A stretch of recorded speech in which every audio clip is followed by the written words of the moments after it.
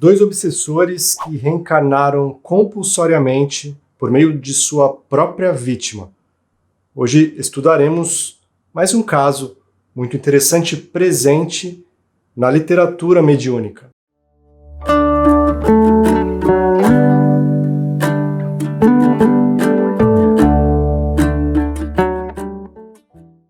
Que bom que você está aqui no canal Estrada Sem Fim. Meu nome é Áureo. Então, vamos estudar mais um caso. Este caso já foi citado no vídeo aqui do canal, Reencarnações Compulsórias e Direto do Umbral. Vou deixar esse vídeo na tela final. Um dos casos que eu conto nesse vídeo é justamente esse que nós vamos aprofundar um pouquinho mais neste vídeo, a pedido de vários inscritos. Lembrando sempre que é apenas um caso, não tomem como regra geral. Cada reencarnação, desencarnação é diferente uma da outra, o mundo espiritual é muito complexo. O relato está no livro Despedindo-se da Terra, do médium André Luiz Ruiz, da Sociedade Beneficente Bezerra de Menezes, de Campinas, São Paulo. E o livro é ditado pelo espírito Lúcius. Os fatos narrados se passam dentro de um motel, que é um tipo de estabelecimento que costuma ter a presença de muitos espíritos viciados em sexo, que aproveitam as brechas de encarnados que estão na mesma sintonia para parasitá-los. É claro que casais que nutrem sentimento, afetividade, têm uma proteção natural, porque não vibram na mesma sintonia desses espíritos que são sedentos pelo prazer físico. Não devemos ver nesta constatação nenhum tipo de moralismo ou puritanismo religioso. O sexo é uma força divina, uma força criadora, mas quando nos desgovernamos, nos desequilibramos no uso desta força, acabamos por atrair espíritos na mesma sintonia. A força sexual e criadora está presente em todo o universo, em diversos níveis.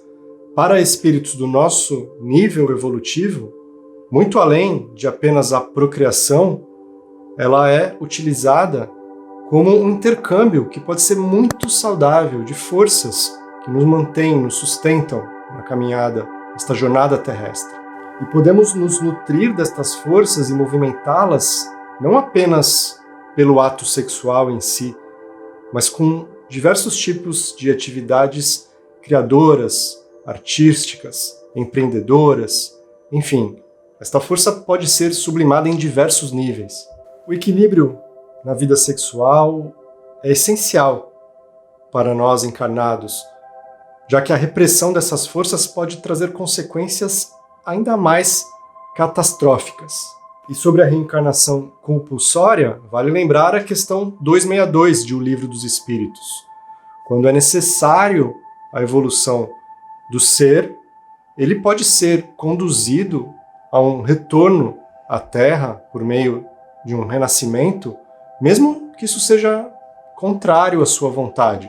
Se for para o bem dele e ele não estiver em condições de raciocinar por si, de tomar as melhores diretrizes para o seu próprio bem, espíritos mais sábios, sábias, decidirão por ele. E o caso citado no livro é muito interessante, porque traz o exemplo de dois espíritos obsessores sexuais que estavam vampirizando há muito tempo uma mulher chamada Sílvia. Estavam a acompanhando há já algum tempo, participando de todas as suas aventuras sexuais. Sílvia estava muito desequilibrada nesse aspecto. E quem pode julgá-la? Quem pode, dentre nós, atirar a primeira pedra? Nesta questão, nesta área, todos nós somos aprendizes, todos nós temos questões a resolver.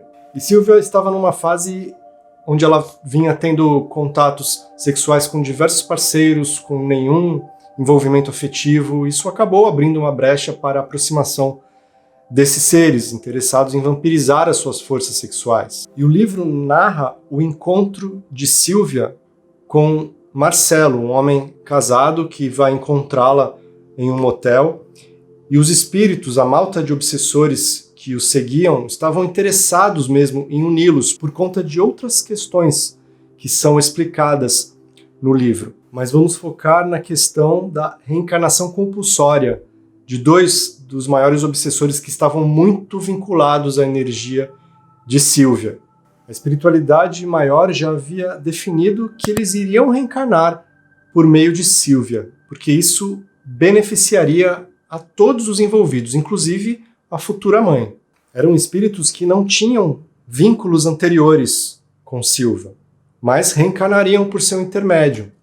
Teriam uma nova oportunidade na matéria, o que os beneficiaria muito, e Sylvia também, por meio da maternidade, seria muito beneficiada, porque isso geraria para ela uma mudança, uma rota de vida importante no momento em que ela se desequilibrava cada vez mais em sua saúde física e mental. Lembrando, não vamos generalizar, foi o recurso que a espiritualidade optou por acionar neste contexto específico. Não quer dizer que isso se aplica a todas as situações semelhantes. Um outro ponto muito interessante desse capítulo, somente a leitura dele fará com que vocês captem as minúcias do planejamento da espiritualidade, envolve o grupo de obsessores que acompanhava Marcelo. Um deles, chamado Gabriel, era um agente do bem infiltrado, que estava atuando para que todo o planejamento da espiritualidade para aquele caso fosse colocado em curso. Sim, a espiritualidade também tem este recurso. Às vezes, espíritos que ainda se sentem bem nestes ambientes mais densos, ainda têm a confiança de seus comparsas, mas já estão cansados de tudo aquilo, já querem uma rota diferente para as suas vidas. Então, a espiritualidade pode aproveitá-los em determinados tipos de trabalho, e aos poucos eles vão adquirindo cada vez mais responsabilidades nos trabalhos direcionados à luz, ao bem. E quando os dois obsessores que estavam ali participando do ato sexual perceberam que estavam presos nas energias dos embriões que se formavam e que inevitavelmente eles iriam reencarnar, eles se desesperaram e tentaram até agredir Gabriel, que já havia se revelado como um agente do bem aos seus olhos. E Gabriel calmamente lhes explica sobre os benefícios que eles poderiam colher em uma nova oportunidade, em uma nova reencarnação, sem também deixar de lembrá-los sobre as consequências dos seus próprios atos, já que há muito tempo estavam parasitando as forças daquela mulher. E ele disse: de tanto buscar se entranharem em sua carne, agora haviam finalmente conseguido, porém com um vínculo diferente, e a ligação seria reharmonizada em outras bases. Vejam como o nosso livre-arbítrio é relativo. Há situações em que a espiritualidade simplesmente nos direciona para que realmente as vivamos. Isto não é uma violação da nossa liberdade. Nós somos ainda crianças espirituais, sem maturidade para trilhar sozinhas os seus próprios caminhos evolutivos. No livro, o espírito Lúcius explica que, mesmo se o casal estivesse usando métodos contraceptivos, a espiritualidade teria recursos para concretizar esta reencarnação.